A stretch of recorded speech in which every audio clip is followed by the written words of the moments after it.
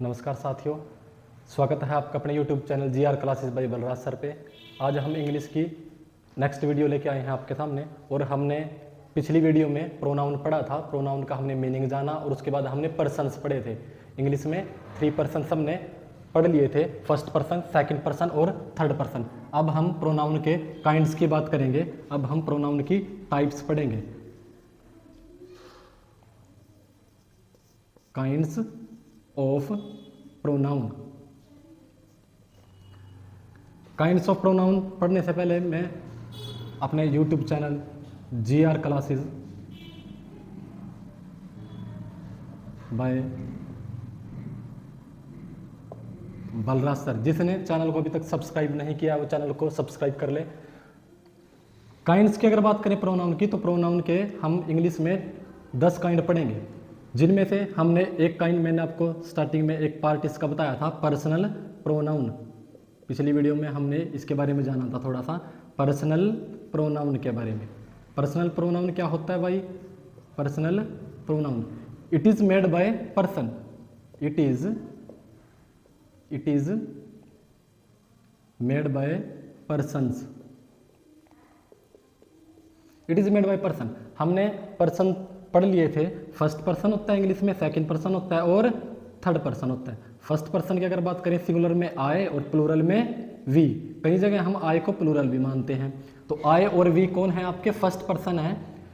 Second person कौन है?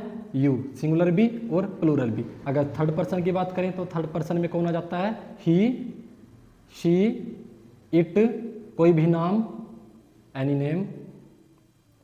और प्लूरल की अगर बात करें तो क्या आ जाता है? दे आ जाता है।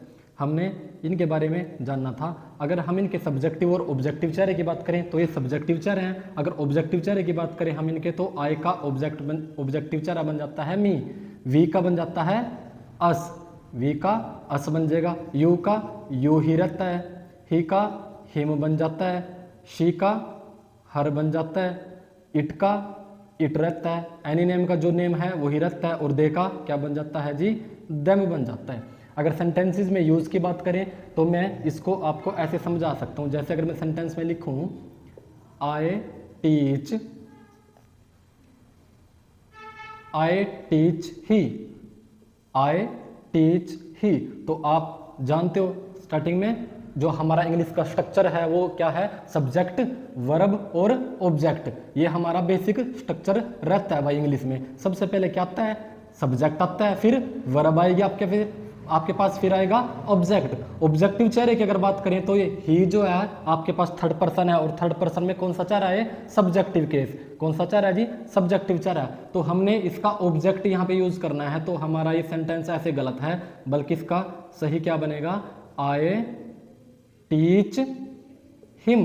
क्या बन जाएगा भाई? आई टीच हिम बन जाएगा। अभी यहाँ पे ये सब्जेक्टिव चेहरा ना यूज करते, आपने कौन सा चेहरा यूज किया? इसका ऑब्जेक्टिव चेहरा यूज किया। तो हमने पर्सनल प्रोनाउन के बारे में जाना, इसका सब्जेक्टिव चेहरा और ऑब्जेक्टिव चेहरे के बारे में। अगर हम इसके पॉजेसिव, एडजेक्टिव और पॉजेसिव प्रोनाउन चेहरे की बात करें तो हम ऐसे लिख सकते हैं, जैसे this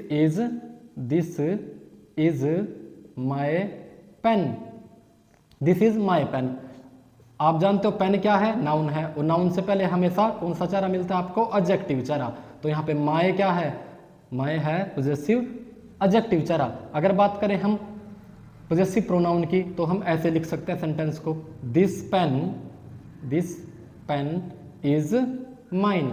this pen is mine. इसके बाद आपने यहाँ पे पेन की कोई जरूरत नहीं है कि आप पेन को दोबारा रिपीट करोगे, क्योंकि पेन क्या है? नाउन, और नाउन की रिपीटिशन को कम करने के लिए हम कौन सा चेहरा यूज करते हैं भाई? प्रोनाउन चेहरा यूज करते हैं। तो हमने फर्स्ट नंबर पे क्या पढ़ा?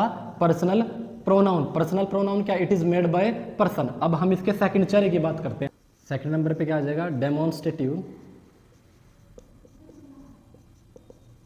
Demonstrative pronoun.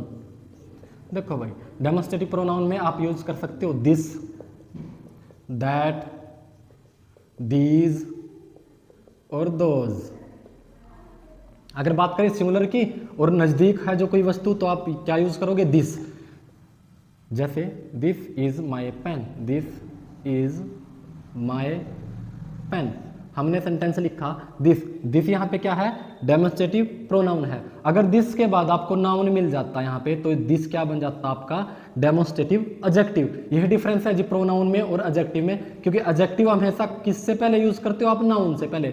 अगर इसके बाद तुरंत वर्ब आ जाती है या प्रेपोजिशन आ जाता है कोई भी, तो आप उसको क्या मानोगे, डेमोस्ट्रेटिव प्रोनाउन मानोगे। तो हमने लिखा this is my pen, this यहाँ पे क्या है, डेमोस्ट्रेटिव प्रोनाउन है, इज क्या है, वर्ब है, माई क्या है, पॉजेसिव एडजेक्टिव चारा है आय का, और पेन क्या है, नाउन है। तो आई होप कि आपको समझ में आ गया होगा। उसके बाद आप अगर हम बात करें दूर की वस्तु की, तो हम क्या लिखेंगे, दैट, क्या लिखेंगे, दैट लिखेंगे। जैसे that is your book, that is your book, that is your book. यहाँ पे दैट क्या है, दैट भी आपके पास यहाँ पे डेमोस्ट्रेटिव प्रोनाउन है। क्या है भाई, डेमोस्ट्रेटिव प्रोनाउन। उसके बाद अगर प्लूरल की बात करें, नज़दीक में कोई वस्तु है तो क्या लगाएंगे, दीज लगाएंगे। ये सिंगुलर चरा है, ये भी सिंगुलर चरा है। ये दिस का प्लूरल और दैट का प्लूरल क्या बन जाता है भाई, दोज बन जाता है।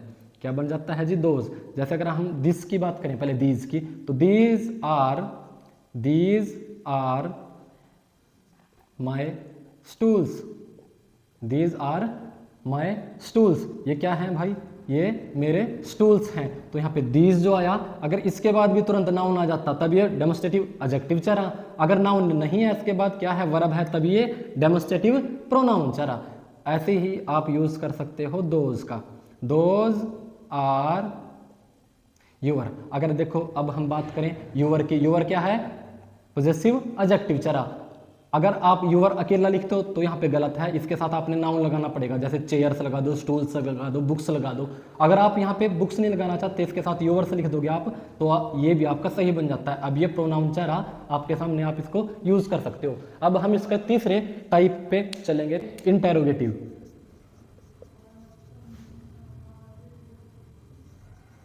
इंटेरोगेटिव प्रोनाउन, इंटेरोगेटिव प्रोनाउन आपने पढ़ोगा WH फैमिली, है ना, कौन से, WH फैमिली। अगर मैं बात करूं सबसे पहले हु, जैसे व्हाट, सेंटेंसेस लिखते हैं, हु इज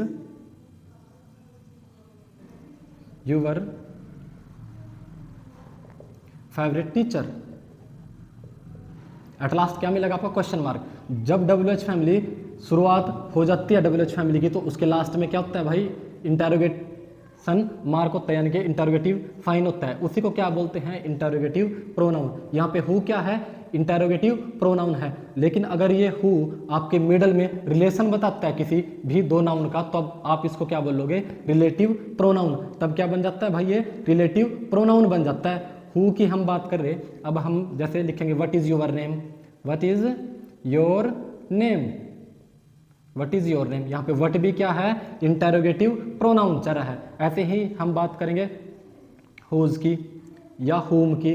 जो आपके पास है home, home do you want, ये सभी जो WH फैमिली स्टार्टिंग में आती है और उनके बाद आपको पास क्या मिले, आपके जो सेंटेंस में लास्ट में क्या मिले, इंटेरोगेटिव साइन मिले, तो आपको उसको क्या मानोगे, इंटेरोगेटिव प्रोनाउन। उसके बाद हम बात करेंगे नेक्स्ट, ये हमने थर्ड नंबर पे पढ़ेंगे रिलेटिव प्रोनाउन को। रिलेटिव प्रोनाउन, हाँ मैंने आपको पहले भी बताया, अगर आपको WH फैमिली जैसे हु है, विच है ना, दैट है, अगर ये आपको मिडल में मिल जाता है ना सेंटेंस के, तब आप इसको क्या मानोगे, रिलेटिव प्रोनाउन मानोगे। जैसे that is the girl,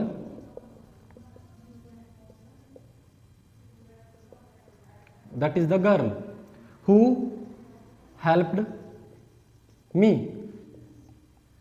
girl किसको, कौन सी गर्ल है भाई, सेंटेंस में आपके पास रिलेशन बता रहा हूं, यही वो गर्ल है जिसने मेरी हेल्प की थी। तो रिलेटिव प्रोनाउन की अगर बात करें तो कहां पे आएगा, सेंटेंस के मिडल में आएगा, वो रिलेशन बताएगा। उसके बाद हम यूज कर सकते हैं विच, जैसे I want that pen which I gave you yesterday। I want that pen, मैंने वो पेन चाहिए, कौन सा pen, which I gave you yesterday, जो मैंने आपको कल दिया था। तो विच भी यहाँ पे रिलेशन बता रहा, तो ये भी क्या मानना जाएगा, रिलेटिव प्रोनाउन मानना जाएगा। ऐसे ही है that, do what that is right, do what that is right, तो दैट भी यहाँ पे क्या है, रिलेटिव प्रोनाउन है। अब हम इसके फिफ्थ चेहरे की बात करते हैं। अगर हम इसके फिफ्थ नंबर पे बात करें तो क्या आ जाएगा, डिस्ट्रीब्यूटिव प्रोनाउन, डिस्ट्रीब्यूटिव प्रोनाउन। देखो भाई डिस्ट्रीब्यूटिव में क्या आएगा, सबसे पहले हम बात करेंगे ईच की, फिर हम बात करेंगे आइदर की, फिर हम बात करेंगे नाइदर की, और लास्ट में हम बात करेंगे नन की। ईच और आइदर दोनों कौन सी सेंस बताएंगे आपको, पॉजिटिव। कौन सी सेंस बताएंगे भाई, पॉजिटिव। और एक बात और याद रहे, ये सभी कैसे ट्रीट होते हैं सेंटेंस में, एज अ सिंगुलर। कैसे यूज होएगा इनका, एज अ सिंगुलर। इनके बाद वर्ब भी कैसी आएगी, सिंगुलर वर्ब यूज करोगे। कैसी आएगी भाई, सिंगुलर वर्ब को यूज करोगे आप। जैसे ईच है, आइदर है पॉजिटिव सेंस के लिए, नाइदर और नन है नेगेटिव सेंस के लिए। अगर बात करें पर्सन्स की तो उसमें आप ईच का आप यूज करोगे, ईच का आप यूज करोगे मोर देन टू के लिए। किसके लिए भाई, मोर देन टू के लिए। अगर बात करें आइदर की तो आप इसका यूज करोगे ओनली टू के लिए। किसके लिए भाई, ओनली टू के लिए। ऐसे ही नाइदर ओनली टू के लिए, ओनली टू। आप इन दोनों का यूज जो करोगे ना, वो केवल और केवल दो के लिए यूज करोगे। मैं सेंटेंस में बताता हूँ आपको भी। अगर आप नन का यूज कर रहे हो तो आप इसको भी मोर देन टू के लिए यूज कर सकते हो, मोर देन टू के लिए। जैसे अगर हम सेंटेंसेस की बात करें तो हम लिख सकते हैं each of 5 boys, each of 5 boys is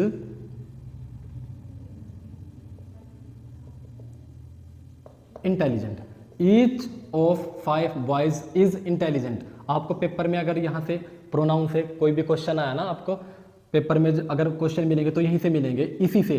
कौन से पार्ट से, डिस्ट्रीब्यूटिव प्रोनाउन से, क्योंकि यहीं से क्वेश्चन बनता है। हम क्या करके आते हैं पेपर में गलती, हमने देखा बॉयज, बॉयज क्या है, प्लूरल है, तो प्लूरल के बाद हम क्या सोचते हैं, वर्ब भी क्या आएगी, प्लूरल आएगी, आर आएगा, लेकिन नहीं, गलत है।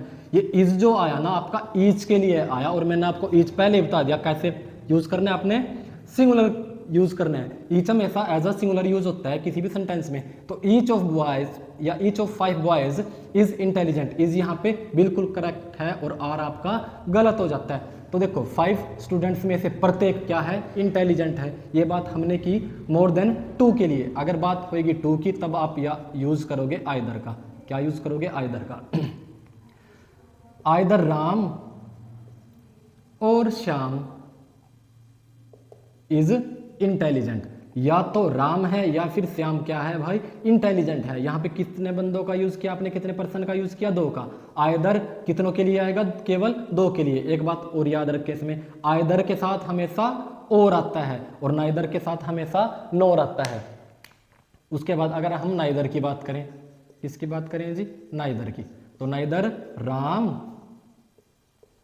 नोर Shyam, neither Ram nor Shyam is intelligent. आपके पास जो भी सेंटेंस लिखा पड़ा वो ऐसे कैसे रहेगा। फिर देखो नाइदर नेगेटिव सेंस देता है, ना तो राम ना ही श्याम क्या है, इंटेलिजेंट है।